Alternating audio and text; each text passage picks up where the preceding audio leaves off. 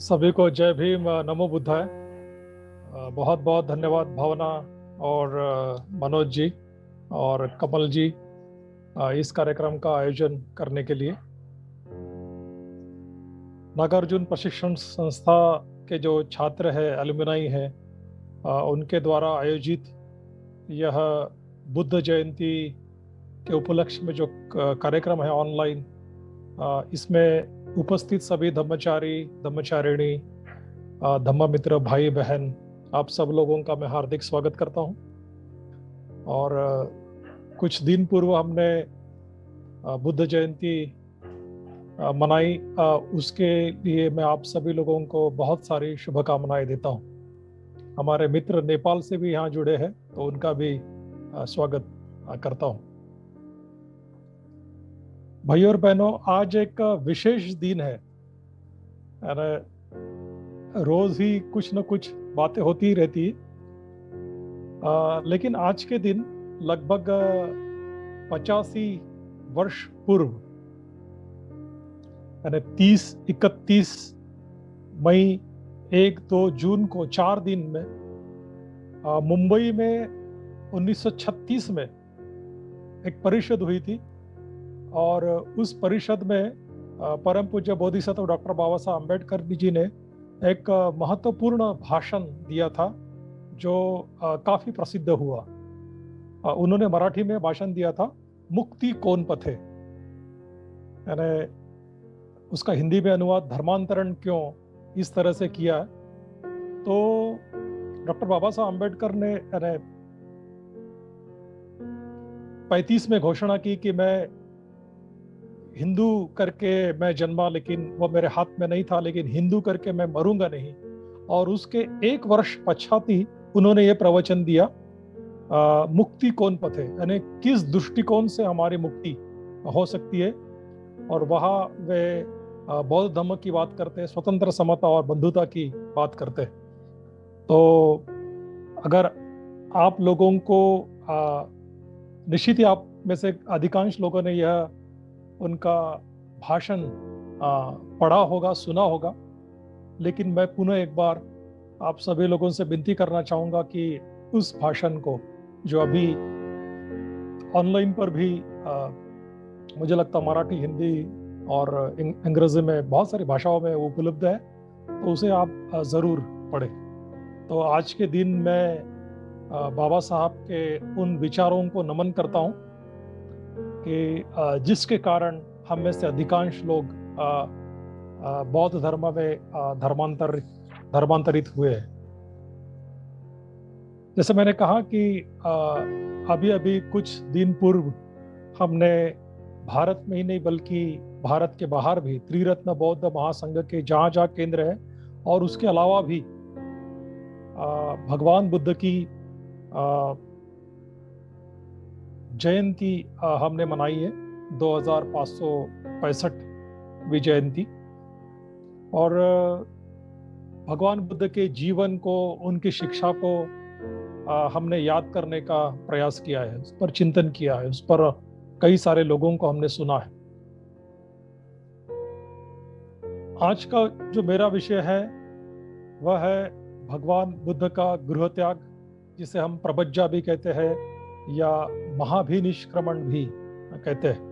कुछ दिन पूर्व इसके ऊपर मैंने मराठी में एक प्रवचन दिया था। आज मैं हिंदी में बोल रहा हूँ।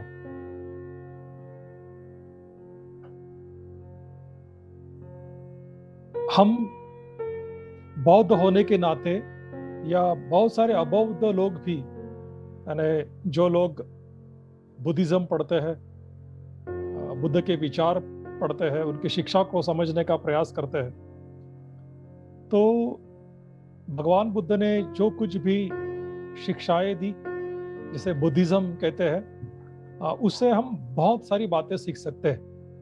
ऐसा कहते हैं कि बौद्ध धर्म एक जीवन मार्ग है, जिससे हम अपना जो जीवन है वो परिवर्तित कर सकते हैं, ट्रांसफॉर्म कर सकते हैं, एक बेहतर अर्थपूर्ण जीवन जी सकते हैं। एक सर्वसाधारण व्यक्ति से प्रबुद्ध व्यक्ति बनने की वह यात्रा के रूप में हम उसे देख सकते हैं। लेकिन जब हम बुद्ध के जीवन के बारे में देखते हैं, यानी बुद्ध ने जो जिया है, जिसे बुद्धचर्या भी कहा गया है, तो बुद्ध के जीवन से भी हम बहुत कुछ सीख सकते हैं कि जिस तरह से उन्होंने बहुजनों के कल्याण हेतु, बहुजनों के सुख के हेतु जीवन जिया है, तो निश्चित ही एक बोधिसत्व का जीवन जिया है और हजारों लाखों लोगों को उन्हें अपने धम्म से मार्गदर्शन किया है, उन्हें एक दृष्टिकोण से सच्चाई का, प्रगति का, शील समाधि प्रज्ञा का मार्ग दिखाया है। तो आज हम उसी दिशा में उनके जीवन के कुछ महत्वपूर्ण पहलू पर समझने का, जानने का हम प्रयास करेंगे। भगवान बुद्ध के जीवन के से कई सारे जो बातें हैं, वह अगर हम देखते हैं तो उनके जीवन की 5 प्रमुख बातें हैं। यानी मैं धम्म की बात यहां नहीं कर रहा हूं, मैं बुद्ध के जीवन की बात कर रहा हूं कि जो ऐसा व्यक्ति 80 वर्ष इस भूमि पर जीवन जिया। तो सर्वप्रथम बात है कि सिद्धार्थ का जन्म जो लुम्बिनी में हुआ। दूसरी बात है सिद्धार्थ की प्रबज्जा या गृह त्याग जो उन्होंने कपिलवस्तु में की। तीसरी बात है कि भगवान बुद्ध को संबोधि प्राप्त होना, जो उर्वेला या जिसे हम आज बौद्ध गया कहते हैं, वहां पर हुई थी। चौथी बात है भगवान बुद्ध ने सर्वप्रथम जो अपना धम्म चक्र प्रवर्तन गतिमान किया वह सारनाथ में किया, और अंततः उन्होंने अपना देह त्याग किया, उनका महापरिनिर्वाण हुआ कुशीनगर में। तो यह 5 प्रमुख घटनाएं, यानी इसके अलावा भी बहुत सारी घटनाएं उनके जीवन में हुई, लेकिन यह 5 प्रमुख घटनाएं इतिहास में बहुत सारे लोग उन्हें मानते हैं। और उसमें से ये 5 घटनाएं 2 पूर्णिमा के दिन हुई। यानी अभी अभी हमने जो वैशाख पूर्णिमा मनाई है, तो उस दिन ऐसा कहते हैं कि सिद्धार्थ का जन्म हुआ लुम्बिनी में। उसी दिन बोध गया में, उर्वेला में उन्हें संबोधि प्राप्त हुई, ज्ञान प्राप्त हुआ, और उसी दिन उसी नगर में उनका महापरिनिर्वाण हुआ। ये 3 बातें वैशाख पूर्णिमा के दिन हुई थी। बची हुई 2 बातें हैं। अभी अभी मैंने पढ़ा था कि ये जो वैशाख पूर्णिमा के दिन उसका सिद्धार्थ का ब्याह भी हुआ था, उनका मैरिज भी उसी दिन हुआ था। लेकिन जो 2 बाकी महत्वपूर्ण बात है जो सिद्धार्थ का गृह त्याग या प्रबज्जा और धम्मचक्र प्रवर्तन, यह आषाढ़ पूर्णिमा के दिन हुआ था, यानी जो अभी 2 माह के पश्चात आएंगी। तो भगवान बुद्ध ने अपना जो गृह त्याग है, अपना जो घर छोड़ा है, वह बारिश में छोड़ा था। बारिश, अभी लोग कह रहे थे कि राजस्थान में तूफान आया हुआ है, नागपुर में भी थोड़ा बहुत है, हवा चल रही है, कभी बूंदाबांदी होते हैं। तो अभी हम बारिश के दिन की ओर बढ़ रहे हैं। लेकिन उस जमाने में तो बहुत ज्यादा बारिश हुआ करती होगी। तो उस बारिश के मौसम में सिद्धार्थ गौतम ने गृह त्याग किया, और उसका एक महत्वपूर्ण कारण भी था, वह मैं आने वाले समय में बताने का प्रयास करूंगा। तो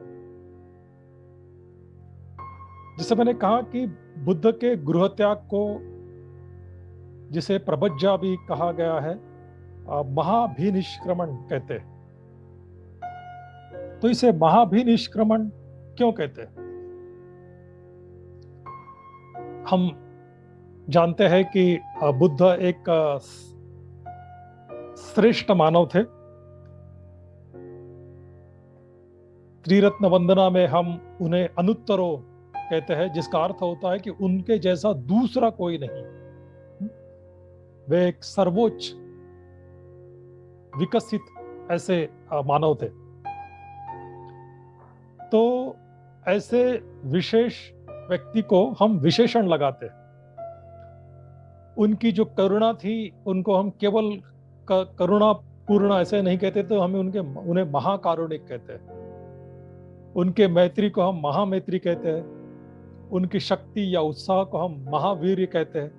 उनकी प्रज्ञा को हम महाप्रज्ञा कहते हैं। उनके परिनिर्वाण को केवल परिनिर्वाण नहीं, बल्कि महापरिनिर्वाण कहते हैं। तो बुद्ध की जो सारी बातें हैं बहुत बड़ी बड़ी थी। तो उस दृष्टिकोण से उनका जो गृह त्याग था वह भी अपने एक प्रकार से बड़ा त्याग था, बड़ी प्रबज्जा थी, बड़ा गृह त्याग था। या महाभिनिष्क्रमण का मतलब ही होता है कि एक बड़ी यात्रा को निकलना, या सत्य की खोज के लिए, दुख मुक्ति के लिए बाहर निकलना। तो इस अर्थ से महाभिनिष्क्रमण इसका अर्थ होता है। कभी कभी हमें लगता है कि सिद्धार्थ का जो गृह त्याग था वह केवल एक घटना थी, या वह एक आकस्मिक कृति थी, या जो आगे मैं कहूंगा कि जो रोहिणी नदी के कारण, उसके पानी के कारण जो झगड़ा हुआ था, उसके कारण उन्होंने गृह त्याग किया था। लेकिन मैं अपने आप में सोचता हूं कि शायद कई बार सिद्धार्थ गौतम ने अपने मित्रों के साथ या अपने दोस्तों के साथ निश्चित, या हो सकता है कि यशोधरा के साथ निश्चित ही इसके बारे में चर्चा की होगी। क्योंकि मैं ऐसा मानता हूं कि कोई भी बात सर्वप्रथम अपने मन में निर्माण होती है, और मन में निर्माण होने के बाद वह कृति होती है। जिस तरह से आप लोगों ने यह प्रवचन का इश्तिहार, एडवर्टाइजमेंट 4-5 दिन पहले, या जब भी आपने देखी होगी, तो आपने सोचा होगा कि क्यों ना हम इस प्रवचन को सुने। तो आपने मन में ही वो कृति की होगी कि यह प्रवचन सुनना, इससे जुड़ना है। कुछ लोगों ने शायद आज इसके एडवर्टाइजमेंट देखी होगी, कुछ लोगों ने 2 दिन पूर्व देखी होगी। लेकिन जब भी आपने देखी होगी तो आपने सोचा होगा कि इसे जुड़ना चाहिए। तो आपने सर्वप्रथम मन में कृति की, हृदय में कृति की, और दूसरी बार आपने कृति की कि कार्यक्रम के पूर्व आप जुड़े और आप मेरे साथ स्क्रीन में मौजूद है। तो इसी प्रकार से बुद्ध ने भी जो गृह त्याग किया होगा, जो प्रपज्जा की होगी, तो उसे उन्होंने कई बार अपने मन में उसके बारे में जरूर सोचा होगा। और आप इतिहास अगर पढ़ते हैं तो उनके जीवन के बारे में एक भविष्यवाणी भी थी कि एक तो यह बालक चक्रवर्ती सम्राट होगा, या अगर वो गृह त्याग करता है तो बहुत बड़ा तपस्वी होगा, धर्म प्रचारक होगा। तो उस दृष्टिकोण से भी हम देख सकते हैं कि शायद बचपन से ही उन्हें इसके बारे में विचार आते होंगे। और हम देखते हैं कि कम उम्र से ही सिद्धार्थ के मन में कई प्रश्न निर्माण होते थे। फिर वे कभी अपने मित्रों के साथ, कभी अपने माता पिता के साथ, कभी यशोधरा के साथ, कभी और सेवकों के साथ वो चर्चा करते थे कि दुख क्यों है, मृत्यु क्यों है, पीड़ा क्यों है। इसका मूल कारण क्या है, सत्य क्या है, संघर्ष क्यों है, ऐसे कई सवाल वे पूछा करते थे। और वह उसके बारे में सदा सोचते थे। बचपन से भी वो ध्यान लगाते थे, फिर वो खेतों में हो या अन्य कई जगह हो, अगर शांति से बैठकर वे मन की ओर देखने का प्रयास करते थे। तो इस तरह से गृहत्याग के बारे में सिद्धार्थ गौतम ने कई बार सोचा होगा। थोड़ी उसकी पार्श्वभूमि हम देखने का हम प्रयास करेंगे कि सिद्धार्थ ने कौन सी परिस्थिति में, कौन से कंडीशन में गृहत्याग किया है। तो अगर आप परम पूज्य बोधिसत्व डॉक्टर बाबा साहब अम्बेडकर लिखित भगवान बुद्ध और उनका धर्म यह ग्रंथ पढ़ते हैं, तो डॉक्टर बाबा साहब अम्बेडकर ने बहुत ही रोचक ढंग से बुद्ध के चरित्र के बारे में, बुद्ध के जीवन के बारे में लिखा है। तो आप लोगों ने निश्चित उन्हें पढ़ा होगा, तो मैं विनती करना चाहूंगा कि उसे दोबारा पढ़ें। जब इस प्रवचन के लिए मैं उसे दोबारा पढ़ रहा था तो कई सारी बातें मुझे पहली बार समझ में आई। वैसे तो मैंने पिछले 30-40 वर्षों में कई बार उस ग्रंथ को पढ़ा है, लेकिन जब भी मैं पढ़ता हूँ, जब भी मैं उस पर चिंतन करता हूँ, तो कुछ नई बातें मुझे समझ में आती है। तो हम लॉकडाउन में हैं, हमारे पास बहुत सारा समय है, तो क्यों ना इस समय का हम सदुपयोग करें और जो महत्वपूर्ण ग्रंथ है उन्हें दोबारा पढ़ें।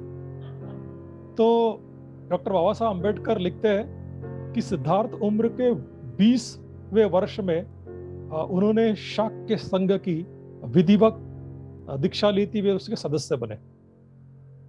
और रोचक बात यह है कि उस वक्त शाक्य संघ में कुछ कसौटियां थी और कुछ घोषणाएं उनको करनी पड़ती थी, कुछ चीजों का उन्हें पालन करना पड़ता था। तो उसमें प्रथम 4 शीलों का उन्हें पालन करना पड़ता था कि मैं हिंसा नहीं करूंगा, मैं चोरी नहीं करूंगा, मैं व्यभिचार नहीं करूंगा और मैं झूठ नहीं बोलूंगा। तो इस प्रकार से 4 शील यानी बुद्ध के संबोधि के पहले ही एक प्रकार में उस जमाने में उस जीवन के व्यवहार में प्रचलित थे, इस तरह से हम देख सकते हैं। और शायद बाद में विधिवत तरीके से बुद्ध ने उसके ऊपर प्रकाश डाला और 5वां शील भी उसे जोड़ा। तो उम्र के 20वें वर्ष में सिद्धार्थ गौतम शाक्य संघ के सदस्य बने और कई वर्ष उन्होंने अपनी जो जिम्मेदारी है बड़ी खूबी से निभाई। ऐसे करते करते 8 वर्ष बीत चुके थे और एक तरह से सिद्धार्थ गौतम शाक्य संघ के बड़े वफादार और दृढ़ ऐसे सदस्य थे। लेकिन उसी वक्त 8 वर्ष के पश्चात एक घटना घटी। रोहिणी नदी के पानी के कारण शाक्य और कोलीय जो आपस में जुड़े हुए गणराज्य थे, इनमें संघर्ष हुआ। जैसे मैंने कहा कि सिद्धार्थ ने वर्षा ऋतु में गृहत्याग या प्रपज्जा की थी।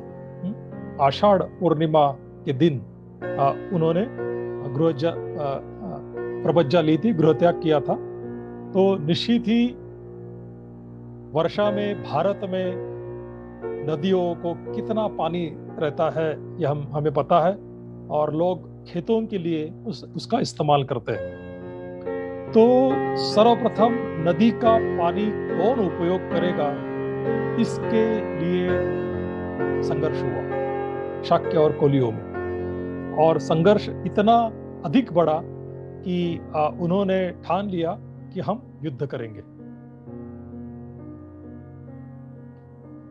शाक्य सेनापति ने अपनी बात कही कि इस तरह का वातावरण निर्माण हुआ है, कोलीय लोग हमें पानी नहीं लेने दे रहे। हमारा प्रतिवर्ष एक वर्ष शाक्यों ने पहले पानी लेना चाहिए, 1 वर्ष कोलियों ने लेना चाहिए, इस तरह से तय होने के बावजूद कोलीय उसे मान नहीं रहे, स्वीकार नहीं कर रहे और वे संघर्ष करना चाहते।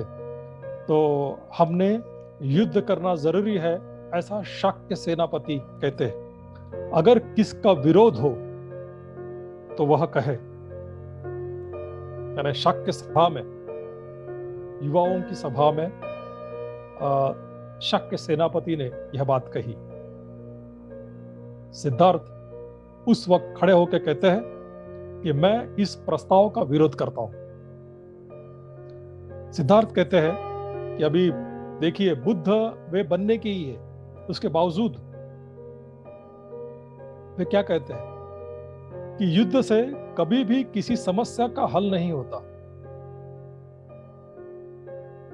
शाक्य ने कोलियों के विरुद्ध युद्ध नहीं करना चाहिए, पहले सावधानी से इस बात की जांच करनी चाहिए कि वास्तव में दोषी कौन है।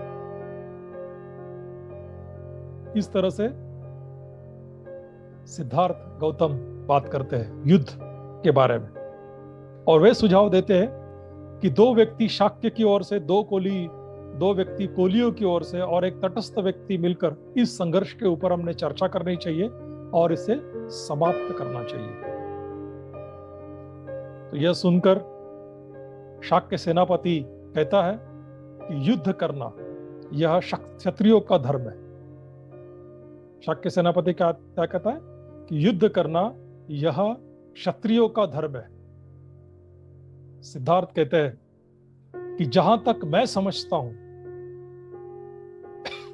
एक्सक्यूज मी, बैर से बैर कभी शांत नहीं होता, यह केवल अबेर या मैत्री से शांत होता है। यही धर्म है।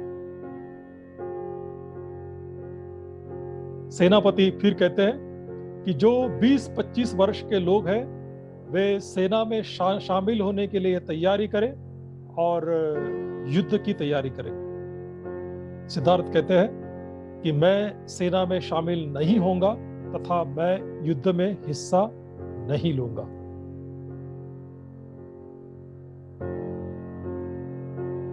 सेनापति कहते हैं कि संघ में सदस्य होते हुए आपने जो शपथ ली थी उसे याद करो। अगर आप ऐसा नहीं करते तो आपको दंडित किया जाएगा। सिद्धार्थ तो कहते हैं, सिद्धार्थ राजपुत्र होने के बावजूद सभी को एक जैसा नियम कि अगर आप संघ ने जो तय किया है, शाक्य संघ की आपने जो दीक्षा ली है, उसके मुताबिक अगर आपने काम नहीं किया तो आपको दंडित किया जाएगा। और 3 बातें उन्हें सुनाते कि अगर आप ऐसा नहीं करते तो 3 बातें आपको करनी पड़ेगी। एक पहली बात तो आपको सेना में शामिल होकर युद्ध करना पड़ेगा, जिसके लिए सिद्धार्थ मना करते हैं, विरोध करते हैं। दूसरी बात उन्हें कहते हैं कि अगर आप ऐसा नहीं करते तो आपको फांसी पर लटकाया जा सकता है या देश निकाला दिया जा सकता है।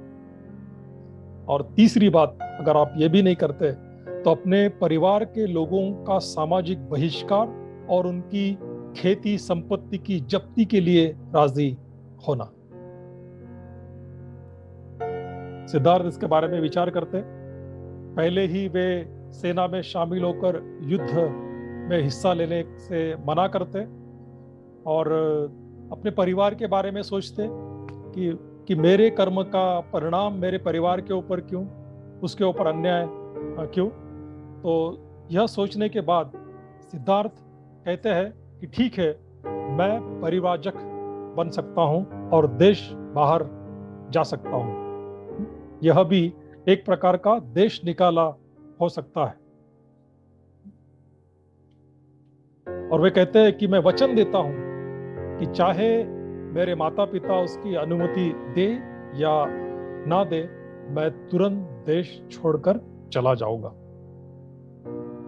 तो यह एक प्रमुख कारण बुद्ध के गृहत्याग का, बुद्ध के परिव्रजा का, प्रवज्जा का, बुद्ध के महाभिनिष्क्रमण का कारण डॉक्टर बाबा साहब अम्बेडकर, भगवान बुद्ध और उनके धर्म में इस ग्रंथ में बताते हैं। भगवान इसी ग्रंथ में डॉक्टर बाबा साहब अम्बेडकर ने जो 4 बातें कही है, पारंपरिक तौर से कही जाती है कि उन्हें एक रोगी मिलना दिखना, या एक बूढ़ा व्यक्ति दिखना, एक मृत व्यक्ति दिखना और एक सन्यासी दिखना, इसके कारण भगवान बुद्ध ने दुख के कारण सुख का मार्ग खोजने के लिए उन्होंने प्रपंचा की थी। यह भी कारण इतिहास के पन्नों में हमें दिखाई देता है, हम उसको भी नकार नहीं सकते। कभी कभी कहते हैं कि ये चारों चीजें बुद्ध को एक ही दिन दिखी, जब वे अपने नगर में यात्रा कर रहे थे। यह बाबा साहब ने इस बात का खंडन किया है, विरोध किया है कि यह संभव ही नहीं हो सकता कि एक दिन में उनको यह बातें दिखे। उनके माता पिता स्वयं थोड़े वृद्ध थे, तो हो सकता है कि उन्होंने कुछ लोगों को वृद्ध देखा होगा। कभी न कभी कोई न कोई तो रोगी हुआ होगा, रोग से ग्रस्त हुआ होगा, और मृत्यु के बारे में हम बता नहीं सकते। लेकिन निश्चित ही अपने उम्र के 29वें वर्ष में उन्होंने गृह त्याग किया, तो तब तक उन्होंने ये जो 4 चीजें हैं कभी न कभी उसका सामना उन्होंने किया होगा। और निश्चित ही उसके बारे में कुछ सवाल बुद्ध के मन में निर्माण हुए होंगे कि ऐसा क्यों है, मृत्यु क्यों है, बुढ़ापा क्यों है, दर्द क्यों है, पीड़ा क्यों है, संघर्ष क्यों है, बैर क्यों है। तो ऐसे बहुत सारे सवालों के कारण, और सत्य क्या है, सन्मार्ग क्या है, इसके लिए या खोजने के लिए एक प्रकार से सिद्धार्थ गौतम एक इच्छुक थे, और शायद उसीलिए उन्होंने गृह त्याग किया। तो इस गृह त्याग की बात सुनकर उनके माता पिता को बड़ा दुख होता है, और उन्होंने स्वयं कहने के पहले ही यह खबर राजमहल में पहुंच जाती है, और वे बड़े दुखी होती है, कष्ट उन्हें होता है, और वे सिद्धार्थ को मनाना को कहते हैं। और सिद्धार्थ उन्हें कहते हैं कि शाक्य संघ की सभा में क्या हुआ, और मुझे यह आकस्मिक निर्णय लेना पड़ा, और मैं नहीं चाहता कि मेरे कारण आपको तकलीफ हो, मेरे परिवार को तकलीफ हो, लोग आप पर सामाजिक बहिष्कार करें या आपकी जो खेती संपत्ति उसको जब्त करें। यह आपको मैं दुख नहीं देना चाहता, और ना ही मैं सेना में शामिल होकर युद्ध करना चाहता हूं। तो यह मेरे लिए उचित होगा कि मैं गृह त्याग करके इस देश से बाहर चला जाऊं। हमें कई बार बताया जाता है, हमने कई बार सुना है, हमने शायद पढ़ा भी है कि बुद्ध रात के अंधेरे में घर छोड़ के जब यशोधरा और राहुल सोए हुए थे, तब उन्होंने गृह त्याग किया, ऐसा हम सुनते हैं। लेकिन भाइयों और बहनों, अगर आप बुद्ध और उनका धर्म यह ग्रंथ पढ़ते हैं, तो बाबा साहब ने ऐसा नहीं लिखा है। शायद गलत तरह से हमें बताया गया कि किस तरह से अपनी जिम्मेदारी से पलायन करके, अपने जिम्मेदारी को छोड़कर सिद्धार्थ गौतम ने गृह त्याग किया, इस तरह से भी उनके ऊपर आरोप किया जाता है। लेकिन बाबा साहब अम्बेडकर कहते हैं कि, और इसके पहले भी मैंने कहा कि सिद्धार्थ गौतम ने कई बार अपने मित्रों के साथ, यशोधरा के साथ अपने गृह त्याग की चर्चा की होगी, और जब वे महल में यशोधरा के पास जाते हैं और उससे भी पहले पता हो जाता है कि सिद्धार्थ गृह त्याग करने जा रहे हैं, तो वे कहती है, देखिए यशोधरा क्या कहती है कि मैं आपके इस निर्णय का समर्थन करती हूं। यशोधरा कहती है कि आपने जो गृह त्याग का निर्णय लिया है उसका मैं समर्थन करती हूं, और शायद मैं भी तुम्हारे साथ प्रबंधित हो जाती अगर मुझे राहुल का पालन पोषण ना करना पड़ता, और अगर माता पिता की मुझे सेवा न करनी पड़ती, तो शायद मैं भी आपके साथ प्रभज्जित हो जाती, ऐसा यशोधरा सिद्धार्थ गौतम से कहती है। और वह कहती है कि आपको मानव के कल्याणकारी मार्ग खोजने के लिए मैं आपको शुभकामनाएं देती हूं। तो ऐसा नहीं है कि सिद्धार्थ गौतम रात के अंधेरे में, जब यशोधरा और राहुल सो रहे थे, तब उन्होंने गृहत्याग किया, बल्कि उनके साथ चर्चा करके, अपने माता पिता के साथ चर्चा करके, यशोधरा के साथ चर्चा करते। राहुल तो कुछ ही सप्ताह के थे, तो आ, उनके साथ चर्चा करते और उनके आशीर्वाद लेकर सिद्धार्थ गौतम ने गृहत्याग की। और आगे डॉक्टर बाबा साहब अम्बेडकर बुद्ध और उनका धर्म इस ग्रंथ में लिखते हैं कि सिद्धार्थ गौतम ने अपने माता पिता यानी शुद्धोदन और महाप्रजापति के उपस्थिति में भारद्वाज ऋषि के आश्रम में कपिलवस्तु में उन्होंने प्रपज्जा ली। हमें ऐसा कहा जाता है कि अनुमा नदी के पास उन्होंने गृहत्याग किया। वो भी मैं कहूंगा अनुमा नदी के बारे में, लेकिन उन्होंने उस जमाने में कपिलवस्तु में भारद्वाज नाम के एक ऋषि हुआ करते थे, परिवाजक हुआ करते थे, तो उनके आश्रम में जाकर प्रपज्जा लेने का निश्चय करते। उन्हें पता नहीं होता कि शुद्धोदन और महाप्रजापति एक प्रकार से वहां उपस्थित रहेंगे। वे नहीं चाहते कि उनके सामने वे प्रभज्जित हो, क्योंकि उन्हें कष्ट होगा। लेकिन उन्हें बिना बताए ही, सिद्धार्थ को बिना बताए ही शुद्धोदन और महाप्रजापति गौतमी एक प्रकार से भारद्वाज के आश्रम में पहले ही उपस्थित रहते। तो जब बाबा साहब ने बड़ा सुंदर उसका विश्लेषण किया है कि जब अपने घर से छन्ना अपना सेवक और कंठक के साथ वे निकलते, तो रास्तों से लोग उनके स्वागत के लिए खड़े होते। रास्तों से दोनों तरफ से लोगों को बड़ा आश्चर्य रहता। कुछ लोग दुख से पीड़ित होते कि इतना सुंदर राजकुमार जिसने राजा बनना चाहिए था, वह भी सन्यासी बनने के लिए निकला है। तो बहुत सारे लोग सिद्धार्थ गौतम का स्वागत करते, उन्हें शुभेच्छा देते, और उसके बाद वे भारद्वाज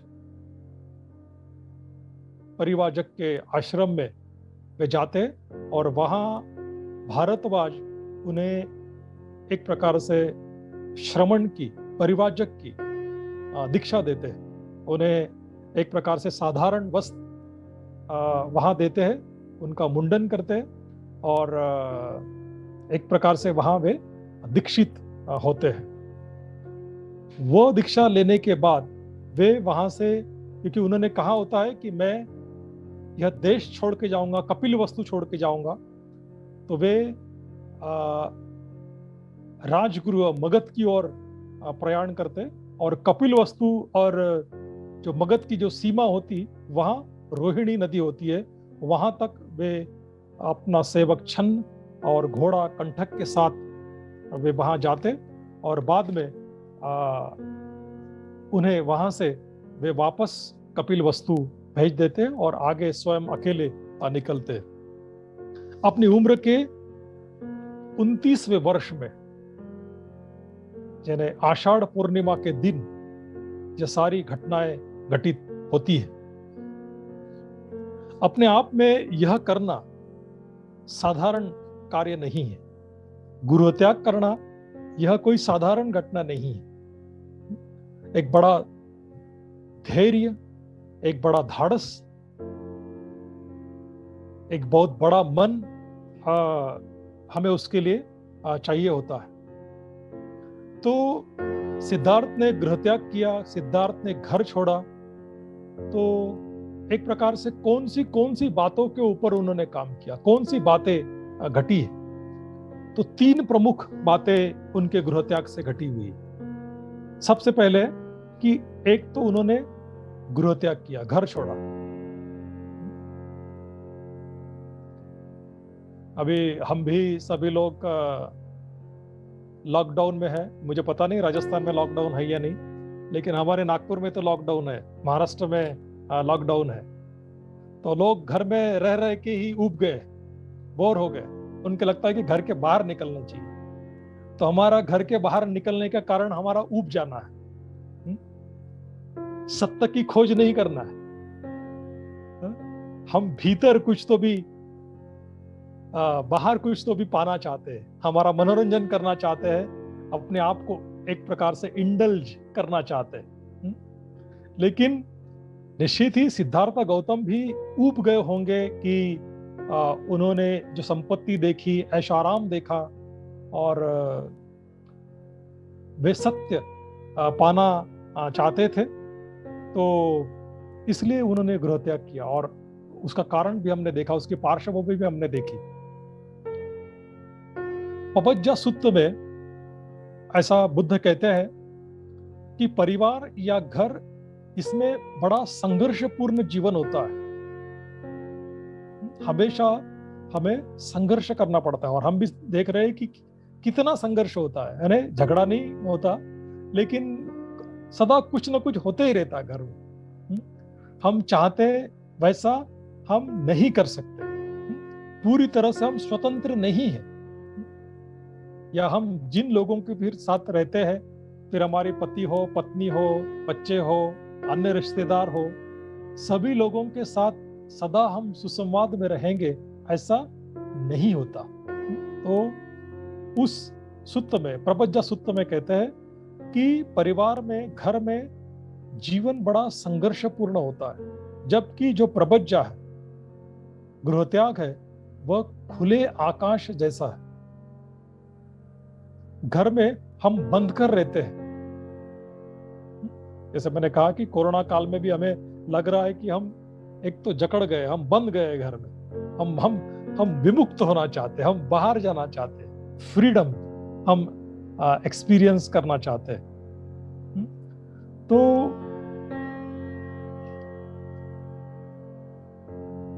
उस मुक्ति के लिए, उस स्वतंत्रता के लिए, यानी जिम्मेदारी को उन्होंने छोड़ दिया ऐसा नहीं, लेकिन सत्य की खोज के लिए, और जो सुख, आराम, ऐश्वर्य जिसमें हम सदा बंधे रहते या उसके लिए ही जीते, तो उसको त्यागना, उसको छोड़ना आसान नहीं है। यानी भला ही हमें लग रहा है कि कोरोना काल में हमने घर छोड़ना चाहिए, त्याग करना चाहिए, लेकिन हम अगर कहीं 2-4 दिन के लिए बाहर गए तो हमें घर याद आता है, घर की याद आती है, हमारा जो कंफर्ट होता है वह याद आता है। हा? उस कंफर्ट जोन से, उस आरामदायी परिस्थिति से बाहर हम निकलना नहीं चाहते। कुछ लोग तो जहां भी जाएंगे वहां कंफर्ट जोन बनाते। अगर यात्रा कर रहे हैं तो यात्रा में भी अपना घर जैसा माहौल बनाने का प्रयास करते हैं।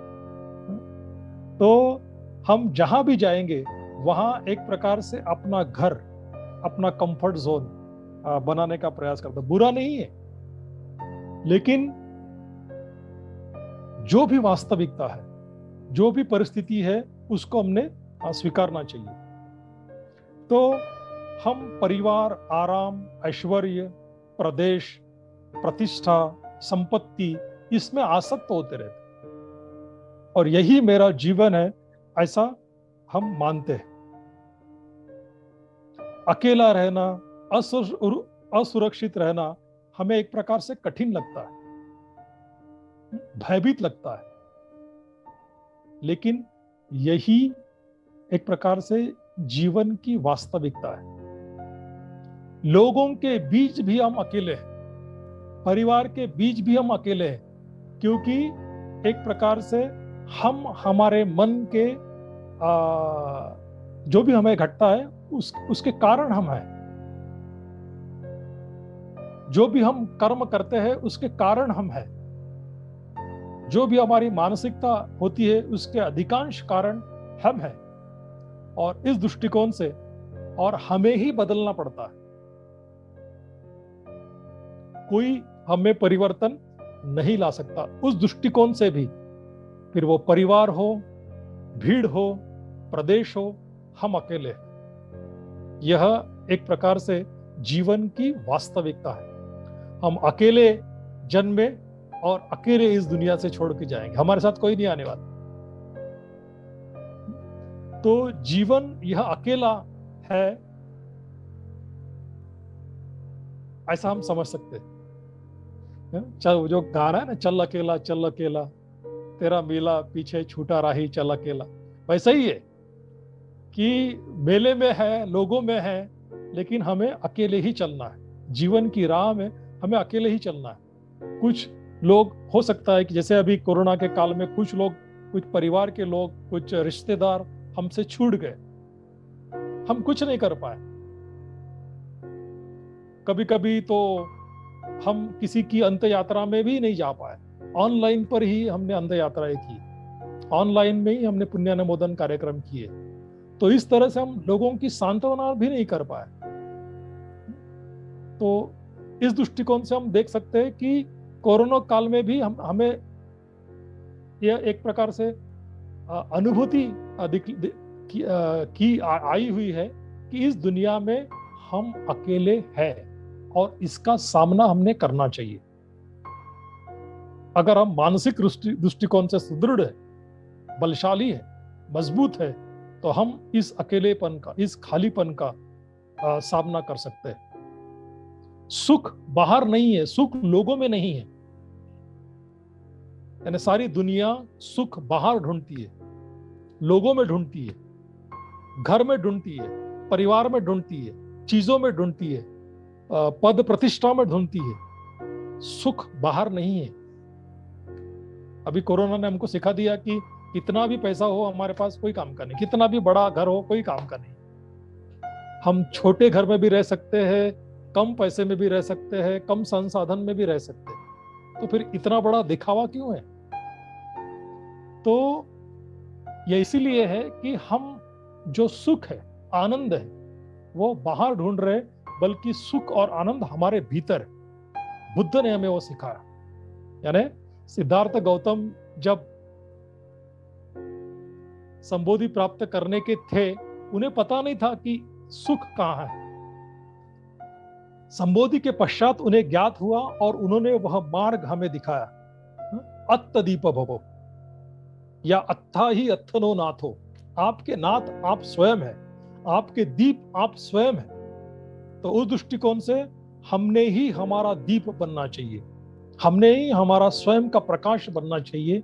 हम ही अपने राह में अपना प्रकाश लेके आगे बढ़ सकते हैं। जितना हम अधिक सकारात्मक होंगे, जितना हम अधिक क्रियाशील होंगे, जितना अधिक हम ऊर्जा से भरे हुए होंगे, जितना अधिक हम स्पष्ट होंगे, उतना जीवन में हम आगे जा सकते हैं। तो यह सब चीजें जानने के लिए, इन आसक्तियों के ऊपर काम करने के लिए, इस असुरक्षितता को समझने के लिए, इस अकेलेपन को समझने के लिए, इसका सामना करने के लिए सिद्धार्थ गौतम ने गृह त्याग किया। एक प्रकार से पद, प्रतिष्ठा, पैसा, प्रदेश, संपत्ति, भाषा, संस्कृति, ये सारी चीजें हमारे जीवन में रोड़ा निर्माण करती। हम उससे आइडेंटिफाई करते, अपने आप को उससे अपनी पहचान बनाते कि मैं राजस्थानी हूं, मैं महाराष्ट्रियन हूं, मैं मध्य प्रदेश से हूं, मैं उत्तराखंड से हूं, मैं साउथ इंडिया से हूं, मैं नॉर्थ इंडिया से हूं, मेरी भाषा ये है, मेरी संस्कृति ये है, मेरा भोजन ये है, मुझे ऐसा ही लगता है, ऐसा करने से मुझे ऐसा होता है। तो ये सारे अपने मन में संस्कारिता का बोझ लेकर हम जीते कि मैं ऐसा हूं। अपने आप को सवाल नहीं पूछते कि मैं ऐसा क्यों हूं। यह संस्कारिता मैंने क्यों निर्माण की है, जड़ता मैंने क्यों निर्माण की है। एक बौद्ध होने के नाते हमने अपने आप को सवाल पूछना चाहिए कि मैं किस चीज से बंधा हुआ हूं, कौन सी चीजें मुझे पीछे एक व्यक्ति के विकास होने की प्रक्रिया में बाधा निर्माण करते हैं, कौन सी चीजें मुझे रोकती है, यह हमने सोचना चाहिए।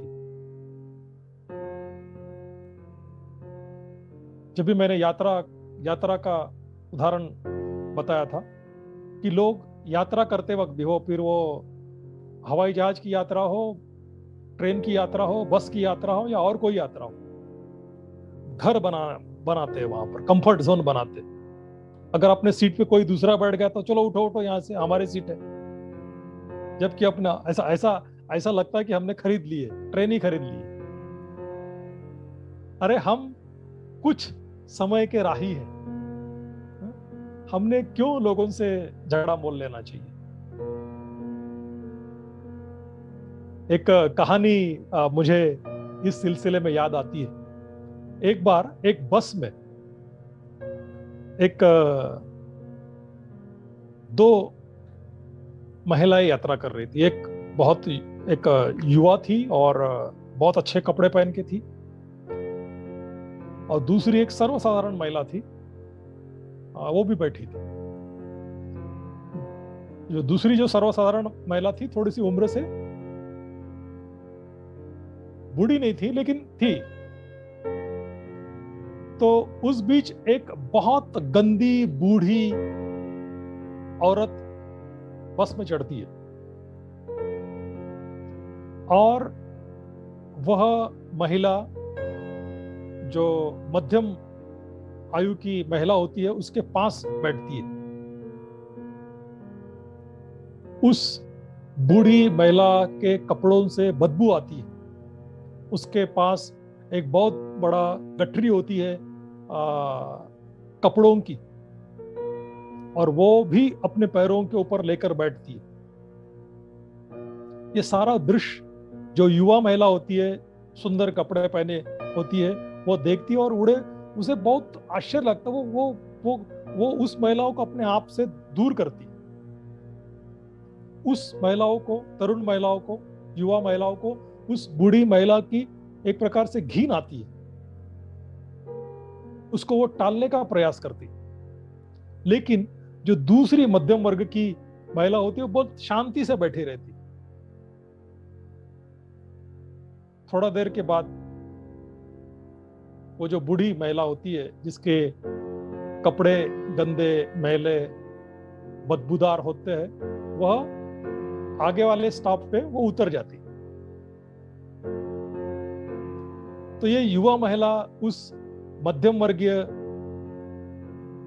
उम्र के महिलाओं के पास आ जाती और पूछती कि अभी अभी जो बूढ़ी महिला आपके पास घसीट कर बैठी थी, बहुत सारा एक कपड़े का झोला लेकर आपके पास बैठी थी, उसकी बदबू आ रही थी, आपको बुरा नहीं लगा? आपने उसको कुछ कहा नहीं? तो वो मध्यम उम्र की महिला शांति से मुस्कुराते हुए कहती है कि हाँ, मुझे अच्छा नहीं लगा, लेकिन मैंने विचार किया कि मुझे कितनी लंबी यात्रा करना है, अभी तो आगे मुझे उतरना है।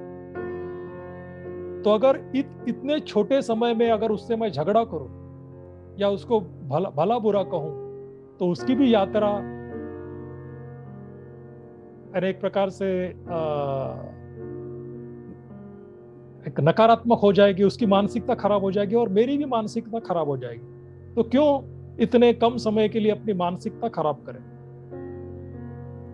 उस युवा सुंदर कपड़े पहने हुए महिलाओं के लिए एक शिक्षा थी इसमें, कि हमारी जिंदगी भी ऐसी है, कि हमारे जिंदगी में ऐसे कई लोग जो हमको अच्छे लगने वाले, हमको बुरे लगने वाले, हमारे साथ चढ़ते और उतरते हैं हमारे जीवन की यात्रा में।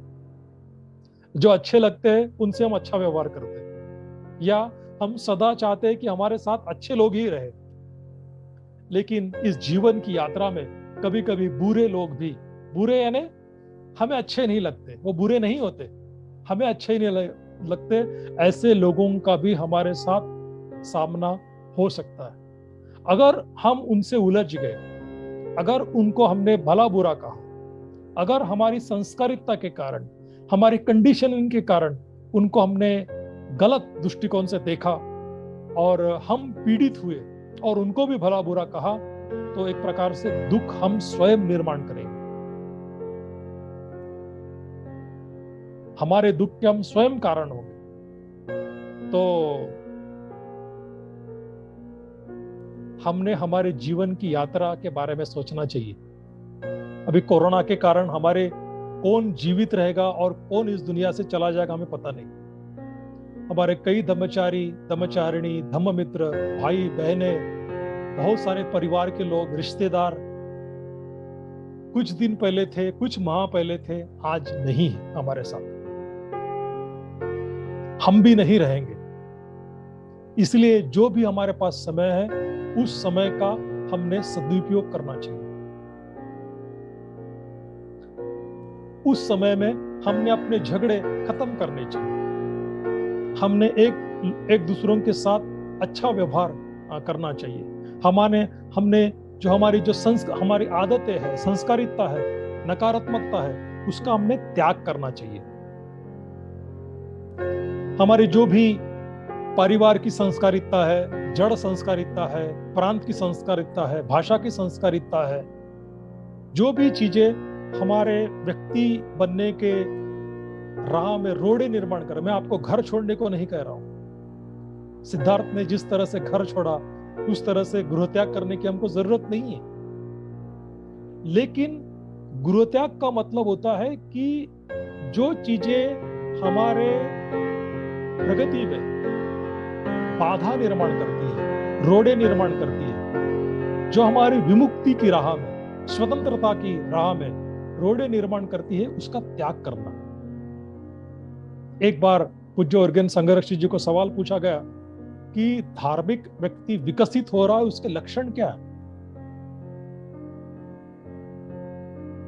धार्मिक व्यक्ति दृष्टिकोण से कोई विकसित हो रहा है, आगे बढ़ रहा है, उसके क्या लक्षण हो सकते, उसके मापदंड क्या हो सकते हैं? तो पूज्य ऑर्गेन संघरक्षी जी ने जवाब दिया कि जिस व्यक्ति की जो भौतिक चीजें हैं, भौतिक चीजों में बहुत सारी चीजें आती है, पद प्रतिष्ठा, पैसा आता है, परिवार आता है, बहुत सारी चीजें आती है, तो उस चीजों के प्रति या जो हम रोजाना जिंदगी में चीजें हम उपयोग में लाते हैं, तो वो आती है, तो उन चीजों के प्रति हमारी आसक्ति, हमारी पकड़ कितनी मजबूत है। अगर वो ढीली हो जाती है, वो लूज हो जाती है, तो वही धार्मिक विकास का लक्षण है। जो व्यक्ति संतुष्ट है, संतुष्टि को परम धन कहा गया है, कि जो व्यक्ति कंटेंट है, संतुष्ट है, वह व्यक्ति सुखी हो सकता है। तो हमने देखना चाहिए कि हम हमारी आसक्ति के ऊपर कार्य करें।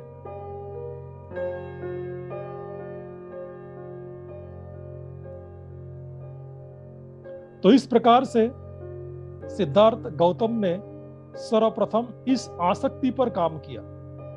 अरे उन्हें आसान नहीं हुआ होगा कि इतनी सुंदर पत्नी को, अपने कुछ ही सप्ताह के बच्चों को, अपने माता पिता को, ऐश्वर्य को छोड़ना आसान नहीं होगा। लेकिन फिर भी उन्होंने सत्य की खोज के लिए, दुख की मुक्ति के लिए, हमारे कल्याण के लिए उन्होंने ये किया। तो अगर हमें भी कुछ कल्याण करना है, हमें भी कुछ पाना है, हमें भी एक मानव के रूप में विकसित होना है, तो यह जो हमारी आसक्ति है, तृष्णा है। डॉक्टर बाबा साहब आम्बेडकर कहते हैं, भगवान बुद्ध और उनके धर्म इस ग्रंथ में, कि इस दुनिया में दुख के दो प्रमुख कारण, एक है अज्ञान या तृष्णा, और दूसरा अनुचित व्यवहार। बाबा साहब आगे ये भी कहते हैं कि तृष्णा त्याग करना ही धम्म है। जो आसक्ति है, जो अपेक्षा ये है, जो तृष्णा है, जो लोभ है, उसका त्याग करना ही धम्म है। अगर हमें धम्मधर बनना है, अगर हमें धम्म की राह में आगे बढ़ना है, तो हम कितना तृष्णा त्याग कर रहे हैं, हम कितनी आसक्ति पे काम कर रहे हैं। फिर वो कोई भी चीज की आसक्ति हो सकती है, कपड़ों की हो सकती है, भोजन की हो सकती है, उम्र की हो सकती है, सौंदर्य की हो सकती है, मैं बहुत पढ़ा लिखा हूँ उसकी हो सकती है, मेरा घर बहुत बड़ा है उसकी आसक्ति हो सकती है, मैं अच्छा बोलता हूँ उसकी आसक्ति हो सकती है, कोई भी प्रकार की आसक्ति हो, अपने परिवार की आसक्ति हो सकती है कि जो केवल और केवल हमें दुख दे सकती है, दूसरा कुछ नहीं। यानी धम्मपद इस ग्रंथ में एक पीय वग्गो करके एक चैप्टर है, उस पीय वग्गो में बताया है कि प्रेम से, प्यार से, स्नेह से भय निर्माण होता है, प्रेम से शोक निर्माण होता है, प्रेम से दुख निर्माण होता है। इसलिए हमने इस प्रेम के ऊपर उठना चाहिए, आसक्ति के ऊपर उठना चाहिए। और भगवान बुद्ध ने इस आसक्ति से ऊपर उठने के लिए, स्नेह के ऊपर उठने के लिए मैत्री भावना या दान सिखाया। सारे धर्म प्रेम करने को सिखाते, बुद्ध ने प्रेम को त्याग करने के लिए कहा। जैसे सिद्धार्थ गौतम ने जो शाक्य कोलियों का संघर्ष था, वहां कहा था कि बैर से बैर खत्म नहीं होता, वो अवैर से होता है। द्वेष को, बैर को, शत्रुता को त्यागने को तो उन्होंने कहा, लेकिन मैत्री को भी उन्होंने त्यागने को कहा, प्रेम को भी उन्होंने त्यागने को कहा।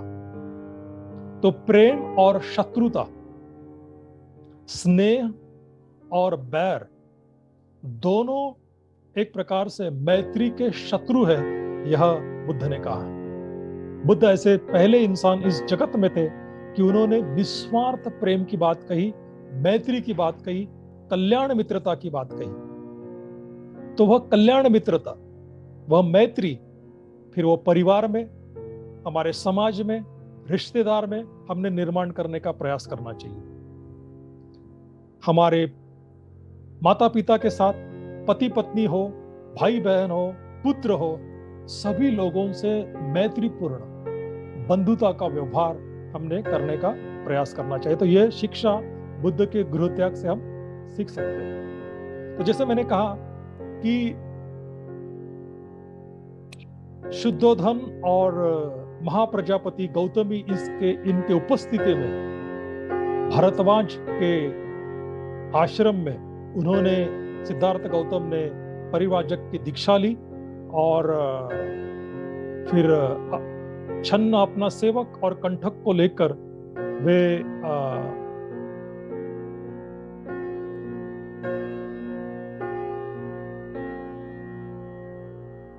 अनोमा नदी के पास जाते हैं और वहां वे उनको वापस भेजते हैं। डॉक्टर बाबा साहब अम्बेडकर बुद्ध और उनके धर्म में कहते हैं कि वहां, अरे मगध में प्रवेश करने के बाद, राजगृह में प्रवेश करने के बाद वे साकी, पद्मा, इन योगिनी के आश्रम में जाते, वहां वे रहते। बाद में रेवत योगी इनके आश्रम में जाते, वे बिंबिसार से मिलते। भृगु ऋषि के आश्रम में जाते, बाद में आलार कलाम और उद्धवकाम पुत्र के पास जाते। इस प्रकार से वे अपनी जो परिव्राजक की यात्रा है, सीखने की यात्रा है, सत्य को खोजने की यात्रा है, वे शुरू करते हैं। तो पहली बात हमने देखने का प्रयास किया कि भगवान बुद्ध ने जो गृहत्याग किया, प्रबज्या किया, तो वह सर्वप्रथम उन्होंने अपना जो घर था, परिवार था, प्राण था, पद प्रतिष्ठा, ऐश्वर्य था, सुख था, इससे एक प्रकार से त्याग किया। दूसरा महत्वपूर्ण पहलू है सिद्धार्थ के गृहत्याग का कि उन्होंने गृहत्याग इसलिए किया कि सत्य की खोज के लिए, दुख मुक्ति का मार्ग प्राप्त करने के लिए। और हमने देखा कि यशोधरा ने भी उन्हें उसके बारे में एक प्रकार से शुभेच्छा दी थी। तो कुछ सीखने के लिए, दुख की मुक्ति के लिए, विमुक्ति प्राप्त करने के लिए, एक उदात्त हेतु के लिए सिद्धार्थ गौतम ने प्रबज्जा की थी या गृह त्याग किया था। हम भी बौद्ध जीवन जीने का प्रयास कर रहे हैं। हम भी एक धम्म यात्रा पर है, पिलिग्रिमेज नहीं कर रहा हूं मैं यहां पर, लेकिन धम्म जीवन जीने का हम सीख रहे हैं। तो हमने सवाल पूछना चाहिए अपने आप को कि हम इस यात्रा में कहां जा रहे हैं। अगर 5, 10, 15, 20, 40 वर्ष पूर्व यात्रा हमने बौद्ध बनने की शुरू की होगी, तो अब तक हम कहां पहुंचे कि हम वहीं के वहीं हैं। यह सवाल हमने अपने आप को पूछना चाहिए।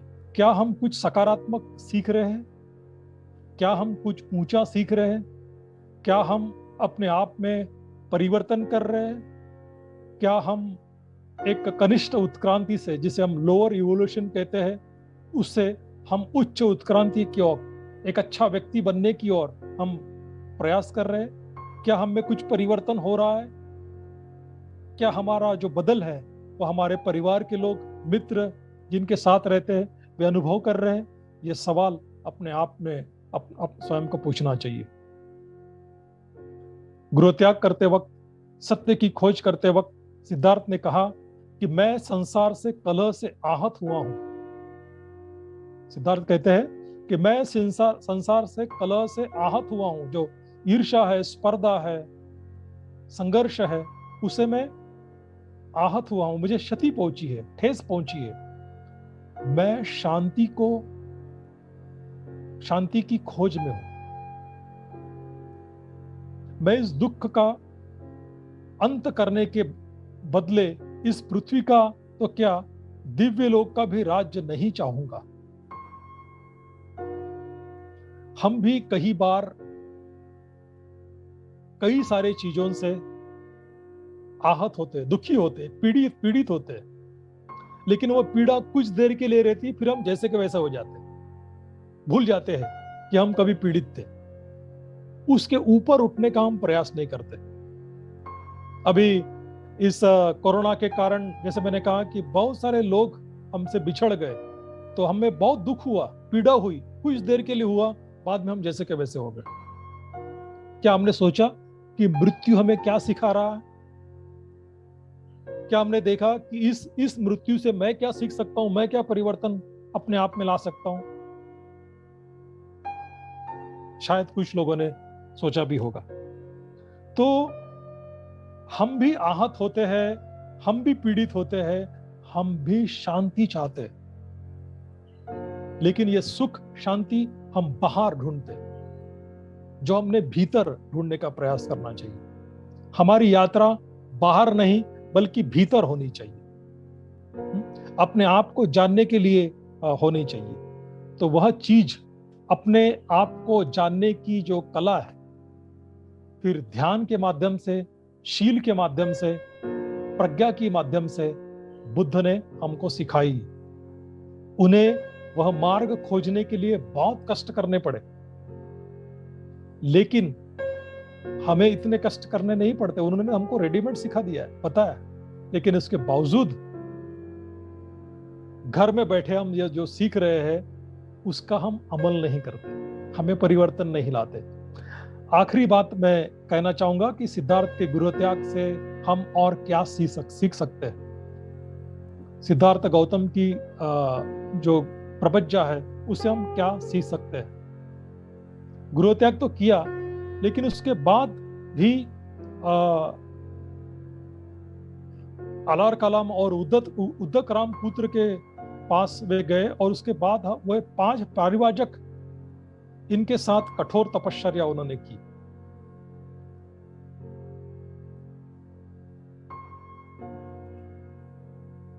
और एक प्रकार से कौंडिन्य, वप, अश्वजित, महानाम, भद्दीय, इन लोगों के साथ उन्होंने कई वर्ष आत्मपीड़न का, शरीर को दुर्बल बनाने का काम किया। कुछ ही, थोड़ा ही भोजन करके एक प्रकार से वे तपश्चर्या में जुड़ जाते थे, ऐसा हमें बताया जाता है। अगर आप डुंगेश्वरी पर्वत बोध गया में अगर गए होंगे, तो वहाँ एक बुद्ध की प्रतिमा है और चित्र में भी आपने देखा होगा कि उनका जो पेट है और जो पीठ है वो बिल्कुल एक हो जाती, एक मानो पूरा कंकाल का ढांचा, मराठी में हम सापड़ा कहते हैं, वो स्ट्रक्चर उनका रह जाता है। तो एक प्रकार से यह भी एक सिरे का दृष्टिकोण है, आत्मपीड़ा का दृष्टिकोण है। एक सिरे का दृष्टिकोण है कि सुख भोग है, शारीरिक सुख है, या खाओ पियो मजा करो, इस तरह सा है। दूसरा अपने आप को, शरीर को कष्ट देने वाला मार्ग है, उत्पीड़न का मार्ग है। तो ये दोनों सिरे की भूमिकाएं थी, उसका बुद्ध ने त्याग किया। बुद्ध ने जो सुख भोग का मार्ग है उसका भी त्याग किया, और जो शारीरिक उत्पीड़न का मार्ग है उसका भी उन्होंने त्याग किया, और उन्होंने मध्यम मार्ग का स्वीकार किया। उन्होंने भोजन प्राशन किया, और जिन लोगों के साथ वे कठोर तपश्चर्या कर रहे थे उन 5 परिवारजकों को भी उन्होंने छोड़ दिया। उन्होंने देखा कि इनके साथ रहते हुए मैं बहुत आगे नहीं जा सकता, सत्य को नहीं खोज सकता, तो इनको त्याग करना ही उचित है। भलाई 5 परिवारजकों ने उनके बारे में सोचा कि ये भ्रष्ट होगा, इसने खाना खा लिया, इसका अभी हम सम्मान नहीं करेंगे, इसके साथ में नहीं रहेंगे, इसकी बुद्ध ने कोई चिंता नहीं की। पुनः एक बार सिद्धार्थ गौतम अकेले निकले। हमारा तो कभी कभी ऐसा होता है कि जिन मित्रों के साथ हम समय बिताते हैं तो वह कोई काम के नहीं हो, इसके बावजूद हम उनके साथ समय बिताते हैं। हमें अकेले में रहना कठिन हो जाता है, लेकिन सिद्धार्थ गौतम इतने दृढ़ थे, उनका संकल्प इतना दृढ़ था कि चाहे मुझे अकेले संबोधि प्राप्ति करनी पड़े मैं करूंगा। और उस अवस्था में, यानी जो पूरा एक कंकाल हो गया हो, चल नहीं सकते थे, उसके बावजूद वे गुदरकुट नहीं, अपना डुंगेश्वरी पर्वत से वे जो निरंजना नदी है, बोधि वृक्ष है, वहां तक वे पहुंचे और उन्होंने भोजन प्राशन किया और फिर उन्हें वहां संबोधि प्राप्त की। तो इस तरह से सिद्धार्थ गौतम के प्रवज्जा से हम 3 बातें सीख सकते हैं। एक तो हमारे जीवन में जो बाधाएं होती है हमारे प्रगति की राह में, जिन चीजों में हम आसक्त होते हैं उन चीजों को हमने छोड़ना चाहिए, उनका हमने त्याग करना चाहिए। यकायक त्याग करो ऐसा मैं नहीं कहूंगा, धीरे धीरे कीजिए। इस गृह त्याग से हम सीखे। एक प्रकार से सिद्धार्थ गौतम का यह पहला विजय था। छोटे छोटे विजय से वे महाविजयी हो गए। यानी गृह त्याग करना, 5 परिवारों को छोड़ना, तो एक प्रकार का उनका विजय था। अकेले निकलना यह विजय था। यानी बिंबिसार उनको पूरा आधा साम्राज्य देने के लिए तैयार था, उसको नकार कर भी अपनी प्रवज्जा में आगे बढ़ना, वो भी विजय था। जय मंगल अष्टगाथा में हम बहुत सारी चीजें उनके जीवन के बारे में देखते हैं, वो भी उनका विजय था। तो ऐसे कई विजयों को प्राप्त करके वे महाविजेता बने। हमने भी अपने जीवन में ऐसे छोटे छोटे विजय हासिल करने चाहिए। जब मैं डॉक्टर बाबा साहब अंबेडकर के जीवन के बारे में सोचता हूं तो उन्होंने भी सिद्धार्थ गौतम के जैसे उन्होंने भी गृह त्याग किया। रमाई को छोड़कर अपने पुत्रों की चिंता न करते हुए वे विलायत गए, और उन्होंने भी एक प्रकार से सत्य को जानने के लिए, शिक्षा को जानने के लिए बड़े कष्ट लिए, अकेले गए। वहां भी मित्रों ने उन्हें तकलीफ दी, लोगों ने उन्हें तकलीफ दी, लेकिन अपने ध्येय से वे कभी विचलित नहीं हुए। उन्होंने भी अस्पृश्यता का कारण क्या है, इसका पीड़ा का कारण क्या है, दुख का कारण क्या है, ये चीजें उन्होंने खोज निकाली।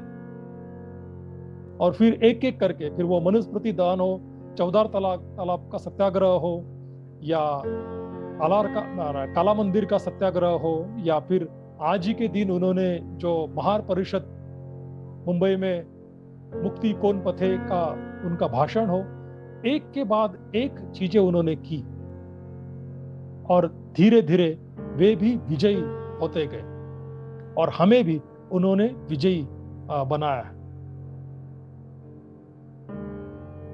तो इस तरह से सिद्धार्थ गौतम से, भगवान बुद्ध से, डॉक्टर बाबा साहब अम्बेडकर के जीवन से भी हम सीख सकते हैं। उन्होंने जो मार्गदर्शन किया है, बुद्ध की शिक्षा है, डॉक्टर बाबा साहब अम्बेडकर के विचार है, इनके विचारों से तो हम सीख ही सकते हैं। लेकिन उन्होंने जो जीवन जिया है, उनका जो जीवन रहा है, उनकी जो चर्या रही है, उस चर्या से भी, उनके जीवन से भी हम बहुत सारी चीजें सीख सकते हैं। तो हम बुद्ध के जीवन से भी सीखे, उनकी धर्म से भी हम सीखे और अपने आप को एक प्रकार से परिवर्तित करने का हम प्रयास करें। तो आज के उपलक्ष्य में मुझे बुद्ध का गृह त्याग था कि जो अपने आप में बहुत बड़ा विजय था उनका, एक रोड़ा था जिसके ऊपर वो पार कर गए। तो हम भी अपने जीवन में जो रोड़े हैं, तकलीफें हैं, उनको हम पार पड़े। किसी ने लिखा है कि इसके ऊपर कोई नाटक होना चाहिए। वाकई में जब मैं बुद्ध और उनका धर्म या ग्रंथ पढ़ रहा था तो मुझे लग रहा था कि इसके ऊपर एक सुंदर नाटिका होनी चाहिए। प्रवचन देने के बदले एक नाटिका हमने देख ली तो बहुत अच्छा हो सकता है। अरे कुछ बुद्ध के जीवन के ऊपर पिक्चर बनाए, फिल्म बनाई है, तो वो हम देख सकते हैं। और फिल्म अगर नहीं मिलती तो मैं कहूँगा कि फिर बुद्ध चरित्र है, बुद्धचर्या हो, या थिक नथ हान ने लिखी हो जहाँ जहाँ चरण पड़े गौतम के, या बाबा साहब ने बुद्ध और उनका धर्म हो, या ग्रंथ अगर हम पढ़ते हैं तो बुद्ध के जीवन के बारे में, या अश्वघोष ने लिखा सौंदर्यानंद यह किताब हो, बुद्ध चरित हो, वह अगर हम पढ़ते हैं तो हम बुद्ध के जीवन के बारे में निश्चित ही हम पढ़ सकते हैं। तो बुद्ध का जीवन ही अपने आप में एक शिक्षा है। तो उस शिक्षा से हम सुने, उन्होंने बताए हुए शिक्षा से तो हम सुन ही सकते, समझ सकते हैं, सीख सकते हैं, लेकिन उनके जीवन से भी हम सीखे और उन्होंने बताए हुए राह पर अगर हम चलते हैं तो हमारा भी जीवन काफी सफल हो सकता है। जैसे मैं जब ये कहानी बताई थी कि हमारी यात्रा कितनी बाकी है हमें पता नहीं। हमने इस कोरोना महामारी के दूसरे वर्ष में हम हैं, हम जी रहे, हम जीवित हैं, यही हमें एक मौका है। तो जब तक हम जीवित हैं तब तक हम अपने आप को बदलते रहेंगे, अपने आप को परिवर्तित करते रहेंगे, अपने आप में बदलाव लाते रहेंगे, अधिक सकारात्मक कार्य करेंगे, अधिक शीघ्रता करेंगे अपने आप को बदलने की, अधिक शीघ्रता करेंगे अपने जो संबंध है लोगों के साथ उसको सकारात्मकता में परिवर्तित करने की, और अधिक प्रयास करेंगे धम्म को अधिक जानने की। तो आज के उपलक्ष्य में मुझे इतना ही कहना था। मुझे आज के उपलक्ष्य में यहाँ बोलने का मौका दिया और आप सभी लोगों ने शांति से सुन लिया, इसलिए मैं आप सभी लोगों का आभार व्यक्त करता हूँ। धन्यवाद। नमो बुद्धाय। जय भीम।